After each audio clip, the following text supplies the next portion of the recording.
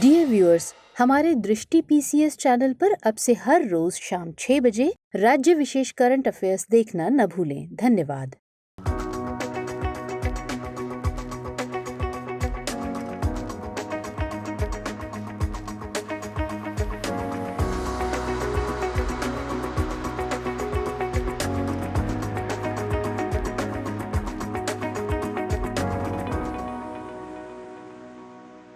नमस्कार। दृष्टि आईएएस के टुडे जी के प्रोग्राम में आपका स्वागत है। सबसे पहले पिछले सेशन का रिकैप देख लेते हैं। पहला सवाल था 2019-20 के लिए स्टेट हेल्थ इंडेक्स के संबंध में निम्नलिखित कथनों पर विचार कीजिए। कथन 1, इसे विश्व बैंक की सहायता से नीति आयोग द्वारा तैयार किया गया है। कथन 2, केंद्र शासित प्रदेशों में दिल्ली के बाद जम्मू और कश्मीर का सबसे अच्छा वृद्धिशील प्रदर्शन रहा। कथन 3, इसे तैयार करने के लिए 24 संकेतकों का प्रयोग किया गया है। इनमें से कौन सा या से कथन सही है या फिर है? इस प्रश्न का सही जवाब है ऑप्शन डी, तीनों ही कथन सही हैं। दूसरा सवाल था निम्नलिखित कथनों पर विचार कीजिए। कथन 1, हिंद महासागर क्षेत्र में तीव्र उष्णकटिबंधीय चक्रवात को टाइफून के नाम से जाना जाता है। कथन 2, उत्तरी गोलार्ध में इनकी दिशा वामावर्त होती है। कथन 3, इन्हें सैफिर सिम्पसन हरिकेन विंड स्केल द्वारा मापा जाता है। उपरोक्त कथनों में से कौन सा ऐसे सही है या फिर है? इस प्रश्न का सही जवाब है ऑप्शन सी, केवल कथन 2 और 3 सही हैं। तीसरा सवाल था निम्नलिखित में से कौन से देश तुर्की के साथ सीमा साझा करते हैं? Georgia, Armenia, Syria, Greece. नीचे दिए गए कूट का प्रयोग कर सही उत्तर चुनिए। इस प्रश्न का सही जवाब है ऑप्शन डी, यानी ये चारों ही देश तुर्की के साथ सीमा साझा करते हैं। चौथा सवाल था निम्नलिखित कथनों पर विचार कीजिए। कथन 1, भारत में सभी प्रमुख बंदरगाह केंद्र सरकार द्वारा नियंत्रित और प्रबंधित किए जाते हैं। कथन 2, छोटे बंदरगाह भारतीय संविधान की राज्य सूची का विषय हैं। उपरोक्त कथनों में से कौन सा ऐसे सही है या फिर है? केवल एक, केवल दो, एक और दो दोनों, न तो एक और न ही दो। इस प्रश्न का सही जवाब है ऑप्शन ए, केवल एक। पांचवा सवाल है निम्नलिखित कथनों पर विचार कीजिए। कथन 1, एंटी डंपिंग ड्यूटी उन वस्तुओं या उत्पादों पर लगाया गया सीमा शुल्क होता है जिन्हें मूल या निर्यात करने वाले देश में सरकार द्वारा सब्सिडी प्राप्त होती है। कथन 2, विश्व व्यापार संगठन द्वारा उचित प्रतिस्पर्धा के साधन के तौर पर डंपिंग रोधी उपायों की अनुमति है। इनमें से कौन सा ऐसे कथन सही है या फिर है? इस प्रश्न का सही जवाब है ऑप्शन बी, केवल कथन 2 सही है। छठा सवाल था बीना पनकी मल्टी प्रोडक्ट पाइपलाइन परियोजना के संबंध में निम्नलिखित कथनों पर विचार कीजिए। कथन 1, इसे ओएनजीसी द्वारा क्रियान्वित किया जा रहा है। कथन 2, यह उत्तर प्रदेश और राजस्थान के जिलों को जोड़ेगा। इनमें से कौन सा ऐसे कथन सही है या फिर है? इस प्रश्न का सही जवाब है ऑप्शन डी, न तो एक और न ही दो, यानी दोनों ही कथन गलत हैं। सातवां सवाल था ड्रग फ्री इंडिया अभियान निम्नलिखित में से किस मंत्रालय, संस्था या राज्य द्वारा शुरू किया गया है? इस प्रश्न का सही जवाब है ऑप्शन बी, गृह मंत्रालय। आठवां सवाल था संयुक्त राष्ट्र सुरक्षा परिषद की आतंकवाद विरोधी समिति के संदर्भ में निम्नलिखित कथनों पर विचार कीजिए। कथन 1, इसे अमेरिका में 11 सितंबर के आतंकी हमले के बाद सर्वसम्मति से पारित एक प्रस्ताव या संकल्प द्वारा स्थापित किया गया था। कथन 2, भारत 10 साल के अंतराल के बाद जनवरी 2022 में यूएनएससी की आतंकवाद विरोधी समिति की अध्यक्षता करेगा। इनमें से कौन सा ऐसे कथन सही है या फिर है? इस प्रश्न का सही जवाब है ऑप्शन सी, दोनों ही कथन सही हैं। नवां सवाल है नीतीश कुमार, जिन्होंने ओडिशा में चौथी पैरा बैडमिंटन राष्ट्रीय चैंपियनशिप में दूसरा स्वर्ण पदक जीता, निम्नलिखित में से किस राज्य से संबंधित हैं? इस प्रश्न का सही जवाब है ऑप्शन ए, हरियाणा। और अंतिम सवाल था रामनाथ गोयनका पुरस्कार की ट्रॉफी का डिजाइन क्या है? इस प्रश्न का सही जवाब है ऑप्शन बी, नीव एंड फ्लेम। हमने आपसे अभ्यास प्रश्न के तौर पर पूछा था, निम्नलिखित कथनों पर विचार कीजिए। कथन 1, जननी सुरक्षा योजना केंद्र प्रायोजित योजना है। कथन 2, लक्ष्य कार्यक्रम का उद्देश्य लेबर रूम में देखभाल की गुणवत्ता में सुधार लाना है। कथन 3, पोषण अभियान का मकसद गर्भवती महिलाओं और स्तनपान कराने वाली माताओं की पोषण स्थिति में सुधार लाना है। उपरोक्त कथनों में से कौन सा ऐसे सही है या फिर है? इस प्रश्न का सही जवाब है ऑप्शन डी, तीनों ही कथन सही हैं। जननी सुरक्षा योजना राष्ट्रीय स्वास्थ्य मिशन के तहत सुरक्षित मातृत्व कार्यक्रम है। इसे गरीब गर्भवती महिलाओं में संस्थागत प्रसव को बढ़ावा देकर मातृत्व एवं नवजात मृत्यु दर घटाने के मकसद से क्रियान्वित किया जा रहा है। यह 100% केंद्र प्रायोजित योजना है। इसकी शुरुआत 12 अप्रैल 2005 को की गई थी। यह योजना गर्भावस्था के दौरान प्रसूति पूर्व देखभाल, प्रसव के दौरान संस्थागत देखभाल तथा प्रसूति उपरांत देखभाल के साथ साथ नकद सहायता भी प्रदान करती है। इसलिए कथन 1 सही है। प्रधानमंत्री सुरक्षित मातृत्व अभियान की बात करें तो यह गर्भवती महिलाओं को प्रसव पूर्व देखभाल की गुणवत्ता सुनिश्चित करने के लिए शुरू किया गया था। इस अभियान के तहत एनीमिया के मामलों का पता लगाने और उनका इलाज करने के क्रम में लाभार्थियों को हर महीने की 9 तारीख को प्रसव पूर्व देखभाल सेवाएं प्रदान की जाती हैं। प्रधानमंत्री मातृ वंदना योजना की बात करें तो यह मातृत्व लाभ कार्यक्रम है जिसे 1 जनवरी 2017 से देश के सभी जिलों में लागू किया जा रहा है। इसका मकसद मजदूरी की क्षति के बदले में नकद राशि को प्रोत्साहन के तौर पर आंशिक क्षतिपूर्ति प्रदान करना है। इसके जरिए महिलाएं बच्चे के जन्म से पहले और बाद में पर्याप्त विश्राम कर सकती हैं। LAQSHYA यानी लक्ष्य labour room quality improvement initiative का मकसद सार्वजनिक स्वास्थ्य सुविधाओं में लेबर रूम और मैटरनिटी ऑपरेशन थिएटर में देखभाल की गुणवत्ता में सुधार लाना है। इसलिए कथन 2 सही है। पोषण अभियान का लक्ष्य बच्चों यानी जिसमें 0 से 6 वर्ष के बच्चे शामिल हैं, गर्भवती महिलाओं और स्तनपान कराने वाली माताओं की पोषण स्थिति में समयबद्ध तरीके से सुधार लाना है। अतः कथन 3 सही है। तो इस तरह इस प्रश्न का सही जवाब है ऑप्शन डी। हमारे वीडियो अंग्रेजी में देखने के लिए फॉलो करें हमारा ही दूसरा यूट्यूब चैनल दृष्टि IAS इंग्लिश। आज के सेशन का पहला सवाल, निम्नलिखित में से किसे भौगोलिक संकेत या GI टैग का दर्जा प्राप्त नहीं है? गोरखपुर टेराकोटा, चाक हाव या मणिपुर का काले चावल, आपातानी वस्त्र, डिंडीगुल ताला। कूट है केवल 1 और 3, केवल 2 और 4, केवल 1, केवल 3। इस प्रश्न का सही जवाब है ऑप्शन डी, केवल 3। हाल ही में एक फर्म ने अरुणाचल प्रदेश के आपातानी वस्त्र उत्पादों के लिए GI टैग के लिए एक आवेदन किया है। आपातानी वस्त्रों को छोड़कर गोरखपुर टेराकोटा, चाक हाव एवं डिंडीगुल ताला को GI टैग का दर्जा प्राप्त है। अतः विकल्प डी सही है। GI की बात करें तो यह मूल रूप से एक विशिष्ट भौगोलिक मूल के उत्पादों को दिया जाने वाला एक संकेत या प्रतीक चिन्ह होता है। यह किसी उत्पाद को प्रामाणिकता प्रदान करता है।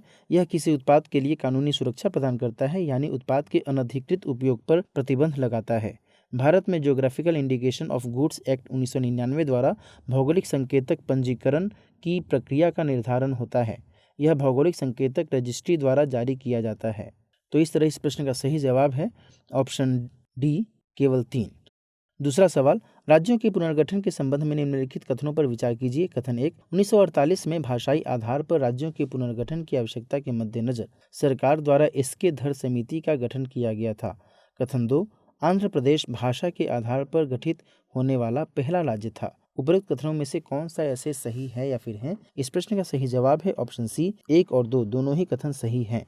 1948 में सरकार द्वारा भाषाई आधार पर राज्यों के पुनर्गठन की आवश्यकता पर गौर करने के लिए एसके धर समिति का गठन किया गया था, इसलिए कथन 1 सही है। इस समिति ने नवंबर 1948 में अपनी सिफारिश में कहा कि राज्य बनाने का आधार भाषाई न होकर प्रशासनिक होना चाहिए।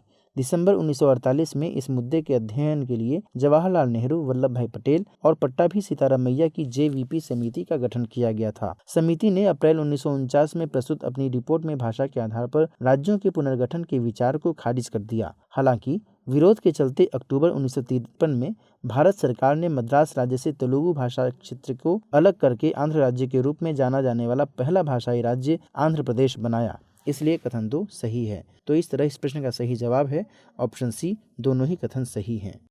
तीसरा सवाल, निम्नलिखित में से कौन से देश मिशन सागर के तहत शामिल हैं? मेडागास्कर, सेशेल्स, कोमोरोस या फिर मॉरिशस। नीचे दिए गए कूट का प्रयोग कर सही उत्तर चुनिए। ऑप्शंस हैं केवल 1 और 3, केवल 2 और 4, केवल 1, 3 और 4, 1, 2, 3 और 4। इस प्रश्न का सही जवाब है ऑप्शन डी, 1, 2, 3 और 4। हाल ही में भारतीय नौसेना का जहाज INS केसरी मोजाम्बिक के पोर्ट पर पहुंचा। इसे मोजाम्बिक सरकार के सूखे और महामारी की चुनौतियों से निपटने के प्रयासों में सहयोग के लिए भेजा गया है। इसके तहत 500 टन सहायता भी शामिल है। मिशन सागर की बात करें तो इसे कोविड-19 महामारी के दौरान हिंद महासागरीय देशों को सहायता पहुंचाने के मकसद से 10 मई 2020 को लॉन्च किया गया था। इसके तहत शामिल देश मालदीव, मॉरिशस, मेडागास्कर, कोमोरोस और सेशेल्स हैं। मिशन सागर के तहत भारतीय नौसेना द्वारा हिंद महासागर क्षेत्र और इसके आसपास के देशों में चिकित्सा और मानवीय सहायता के लिए अपने जहाज भेजे गए हैं। अतः विकल्प डी सही है। चौथा सवाल, भारत श्रीलंका समझौते के संदर्भ में निम्नलिखित कथनों पर विचार कीजिए। कथन 1, इसे राजीव जयवर्धने समझौते के नाम से जाना जाता है। कथन 2, श्रीलंकाई गृह युद्ध के समाधान के लिए इस पर हस्ताक्षर किए गए थे। कथन 3, इसके तहत श्रीलंका में भारतीय शांति सेना की तैनाती की गई। उपरोक्त कथनों में से कौन सा ऐसे कथन सही है या फिर है? केवल 1 और 2, केवल 2 और 3, केवल 3, 1, 2 और 3। इस प्रश्न का सही जवाब है ऑप्शन डी, तीनों ही कथन सही हैं। जल्द ही भारत और श्रीलंका त्रिकोमाली तेल टैंक फार्म के संयुक्त रूप से विकसित करने के समझौते पर हस्ताक्षर करने जा रहे हैं। भारत श्रीलंका समझौते के बारे में बात करें तो भारत के पूर्व प्रधानमंत्री राजीव गांधी और श्रीलंका के पूर्व राष्ट्रपति JR जयवर्धने के नाम पर लोकप्रिय तौर पर इसे राजीव जयवर्धने समझौते के नाम से जाना जाता है, इसलिए कथन 1 सही है। 1987 में श्रीलंका में गृह युद्ध के मद्देनजर इस समझौते पर हस्ताक्षर किए गए थे, अतः कथन 2 सही है। इसमें भारत के सामरिक हितों, श्रीलंका में भारतीय मूल के लोगों और श्रीलंका में तमिल अल्पसंख्यक लोगों के अधिकारों में संतुलन पर सहमति जताई गई। इसके तहत श्रीलंकाई गृह युद्ध के समाधान के लिए श्रीलंका में भारतीय शांति सेना को भेजा गया, इसलिए कथन 3 सही है। समझौते के परिणाम स्वरूप श्रीलंका के संविधान में 13वें संविधान संशोधन और 1987 के प्रांतीय परिषद अधिनियम को भी लागू किया गया। तो इस तरह इस प्रश्न का सही जवाब है ऑप्शन डी।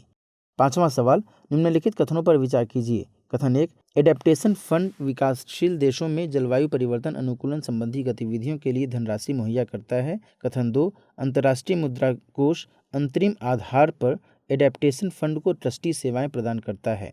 ऊपर दिए गए कथनों में से कौन सा ऐसे कथन सही है या फिर हैं? इसके कूट हैं केवल 1, केवल 2, 1 और 2 दोनों, न तो 1 और न ही 2। इस प्रश्न का सही जवाब है ऑप्शन ए, केवल 1। क्योटो प्रोटोकॉल के तहत एडेप्टेशन फंड का मकसद क्योटो प्रोटोकॉल के पक्षकार विकासशील देशों में जलवायु परिवर्तन के अनुकूलन से संबंधित परियोजनाओं और कार्यक्रमों का वित्तपोषण करना है, इसलिए कथन 1 सही है। विश्व बैंक क्योटो प्रोटोकॉल के पक्षकार देशों के लिए एडेप्टेशन फंड के अंतरिम ट्रस्टी के तौर पर कार्य करता है। इसके तहत विश्व बैंक के 2 प्रमुख कार्य हैं: प्रमाणित उत्सर्जन न्यूनीकरण प्रमाण पत्र के जरिए फंड के लिए धनराशि जुटाने में मदद करना, एडेप्टेशन फंड ट्रस्ट फंड का प्रबंधन करना, और इस तरह कथन 2 गलत है। इस प्रकार इस प्रश्न का सही जवाब है ऑप्शन ए, केवल 1 कथन सही है।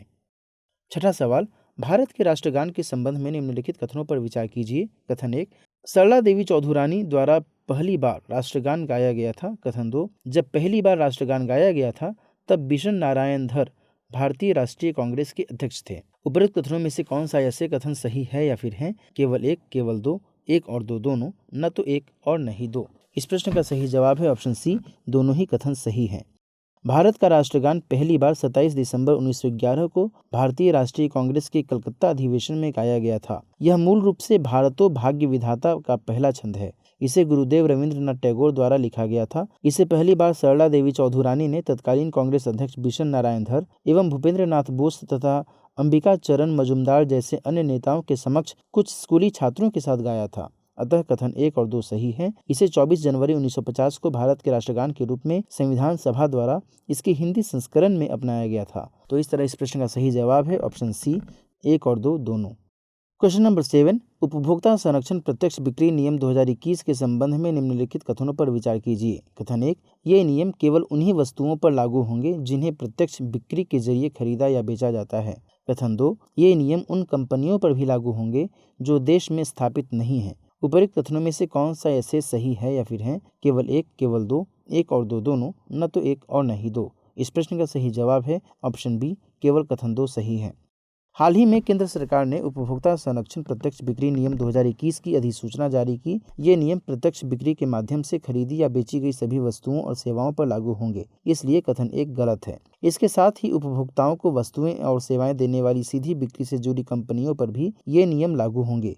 ये नियम उन कंपनियों पर भी लागू होंगे जो देश में स्थापित नहीं हैं, लेकिन उपभोक्ताओं को वस्तुएं या सेवाएं उपलब्ध करा रही हैं, अतः कथन 2 सही है। प्रत्यक्ष विक्रय से जुड़ी मौजूदा कंपनियों को इन नियमों के सरकारी गजट में प्रकाशन की तिथि से 90 दिन के भीतर इनका अनुपालन करना होगा। ई कॉमर्स के जरिए सीधे बिक्री कर रही कंपनियों को भी इन नियमों का पालन करना होगा। राज्य सरकारों को प्रत्यक्ष विक्रय और इनसे जुड़ी कंपनियों की गतिविधियों के निरीक्षण या निगरानी के लिए एक तंत्र स्थापित करना होगा। प्रत्यक्ष विक्रेताओं द्वारा बेची गई वस्तुओं या सेवाओं से जुड़ी शिकायतों के प्रति इन कंपनियों की जवाबदेही होगी। तो इस तरह इस प्रश्न का सही जवाब है ऑप्शन बी, केवल कथन 2 सही है। 8वां सवाल, मोलनुपीरावीर के संबंध में निम्नलिखित कथनों पर विचार कीजिए। कथन 1, यूनाइटेड किंगडम मोलनुपीरावीर को मंजूरी देने वाला पहला देश बन गया है। कथन 2, यह 18 वर्ष से कम आयु के रोगियों के लिए अधिकृत नहीं है। कथन 3, भारत में इसके इस्तेमाल के लिए मंजूरी दी जानी बाकी है। इनमें से कौन सा ऐसे कथन सही नहीं है या फिर हैं? केवल 1 और 2, केवल 2, केवल 1 और 3 या फिर केवल 3। इस प्रश्न का सही जवाब है ऑप्शन डी, केवल 3। भारतीय दवा नियामक drug controller general of India ने कोविड-19 की पहली एंटीवायरल ओरल दवा मोलनुपिराविर को मंजूरी दे दी है, अतः कथन 3 गलत है। मोलनुपिराविर के बारे में बात करें तो यह कोविड-19 रोगियों के इलाज के लिए एक ओरल एंटीवायरल दवा है। प्रारंभ में इसे इन्फ्लुएंजा के इलाज के लिए विकसित किया गया था। यह यूएस आधारित बायोटेक्नोलॉजी कंपनी रिजबैक बायोथेरेप्यूटिक्स द्वारा यूएस फार्मा दिग्गज मर्क के सहयोग से विकसित की गई दवा है। मोलनुपिराविर एक एंटीवायरल टैबलेट है जो SARS-CoV-2 वायरस के आनुवंशिक कोड में त्रुटियों की पहचान करती है, जो वायरस को अपनी प्रतिकृति बनाने से रोकती है। यूनाइटेड किंगडम दवा नियामक मोलनुपिराविर की मंजूरी देने वाला पहला देश बन गया है, इसलिए कथन 1 सही है। यूनाइटेड किंगडम के नियामक ने कहा कि मोलनुपिराविर वायरस को अपनी प्रतिकृति बनाने से रोकती है। यह भी सिफारिश की गई है कि मोलनुपिराविर लगातार 5 दिनों से अधिक समय तक उपयोग के लिए नहीं है। यह 18 वर्ष से कम आयु के रोगियों के लिए अधिकृत नहीं है, क्योंकि मोलनुपिराविर हड्डी और उपास्थि के विकास को प्रभावित कर सकती है, इसलिए कथन 2 सही है। तो इस तरह इस प्रश्न का सही जवाब है ऑप्शन डी, केवल 3 कथन गलत है। 9वां सवाल, भारत में बूस्टर डोज से संबंधित कथनों पर विचार कीजिए। कथन 1, बायोलॉजिकल ई बूस्टर डोज के लिए क्लिनिकल ट्रायल करने वाली दूसरी कंपनी है। कथन 2, कॉर्बेवैक्स 2 डोज वाली वैक्सीन है। कथन 3, कॉर्बेवैक्स भारत की पहली स्वदेशी रूप से विकसित प्रोटीन सब यूनिट वैक्सीन है। इनमें से कौन से कथन सही हैं? केवल 1 और 2, केवल 1 और 3, केवल 2 और 3, 1, 2 और 3। इस प्रश्न का सही जवाब है ऑप्शन डी, तीनों ही कथन सही हैं। हैदराबाद स्थित बायोलॉजिकल ई को अपनी वैक्सीन कॉर्बेवैक्स को बूस्टर शॉट के रूप में ट्रायल करने की अनुमति ड्रग कंट्रोलर ऑफ इंडिया से मिल गई है। बायोलॉजिकल ई बूस्टर डोज के लिए क्लिनिकल ट्रायल करने वाली भारत बायोटेक के बाद दूसरी कंपनी है, अतः कथन 1 सही है। भारत ने 10 जनवरी से बूस्टर डोज, जिसे प्रिकॉशन डोज भी कहा जा रहा है, उसे देने की योजना को शुरू करने का कार्यक्रम निर्धारित किया है। भारत बायोटेक की वैक्सीन कोवैक्सीन फ्रंटलाइन वर्कर्स और सीनियर सिटीजन्स को दी जाएगी। कॉर्बेवैक्स 2 डोज वाली वैक्सीन है, अतः कथन 2 सही है। कॉर्बेवैक्स भारत की पहली स्वदेशी रूप से विकसित प्रोटीन सब यूनिट वैक्सीन है, जो भारत में SARS-CoV-2 के खिलाफ कारगर है, अतः कथन 3 भी सही है। वैक्सीन निर्माता कंपनी की वैश्विक स्तर पर 1 बिलियन डोज देने की योजना है। तो इस तरह इस प्रश्न का सही जवाब है ऑप्शन डी, तीनों ही कथन सही हैं। अंतिम सवाल, निम्नलिखित पुस्तकों में से कौन सी डेसमंड टूटू के द्वारा नहीं लिखी गई है? Let there be light, so way to, the fruit of fear, Mary, the church at the source, Ubuntu, I in you and you in me. इस प्रश्न का सही जवाब है option C, Mary, the church at the source. हाल ही में वैश्विक धर्म प्रचारक, रंगभेद के खिलाफ लड़ने वाले और नोबेल शांति पुरस्कार विजेता दक्षिण अफ्रीका के डेसमंड टूटू का 90 वर्ष की आयु में निधन हो गया। उनके द्वारा लिखी गई पुस्तकें हैं the book of joy, lasting happiness in a changing world, let there be light, so way to, the fruit of fear, Ubuntu, I in you and you in me, Mary, the church at the source Pope Benedict के द्वारा लिखी गई है, अतः विकल्प सी सही है। अब नोट करते हैं आज के सेशन का अभ्यास प्रश्न है, निम्नलिखित कथनों पर विचार कीजिए। कथन 1, IPO प्राथमिक बाजार में सामान्य जनता के लिए प्रतिभूतियों की बिक्री है। कथन 2, प्राथमिक बाजार पहली बार जारी की जा रही नई प्रतिभूतियों से संबंधित है, इसलिए इसे नए इशू मार्केट के तौर पर भी जाना जाता है। उपर्युक्त कथनों में से कौन सा ऐसे सही है या फिर है? केवल 1, केवल 2, 1 और 2 दोनों, न तो 1 और न ही 2। इस प्रश्न का सही जवाब कमेंट सेक्शन में देना न भूलें। मिलते हैं नेक्स्ट सेशन में नए सवालों और उनकी व्याख्याओं के साथ। तब तक के लिए नमस्कार।